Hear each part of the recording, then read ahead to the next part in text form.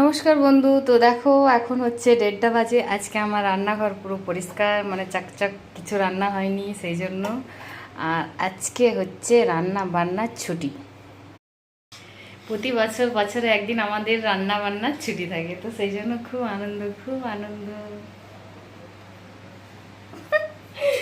কেন কি মনসা পুজোর আগে আমাদের একদিন আলন পালা হয়, তো সেদিন গরম জিনিস কিছু খাওয়া চলবে না, মানে গ্যাসই জ্বালানো চলবে না, রান্না বান্না পুরো টোটালি বন্ধ। তো আমাদের তো খুব আনন্দ হয়। এটাই হয় না বলো, একদিন যদি ছুটি থাকে আমাদের কি আনন্দ, খুব আনন্দ।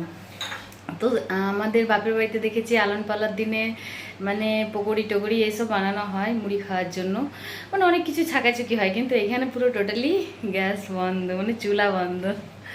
তো সেই জন্য আমরা খাবো চিড়া আর মুড়ি। চিড়া মুড়ি, মুড়ি খাওয়ার জন্য কালকে কলাই টলাই সেদ্ধ করে রাখা হয়, কলাই ভিজিয়েও রেখেছি। আর কলা আনা হয়েছে, দই চিড়া খাবো। বোঁদে আনা হয়েছে, দই বোঁদে খাবো, মানে এসব খাবো। কালকের খাবার খাবো, আজকে কিছু বানাবো না, শুকনো খাবার খাবো।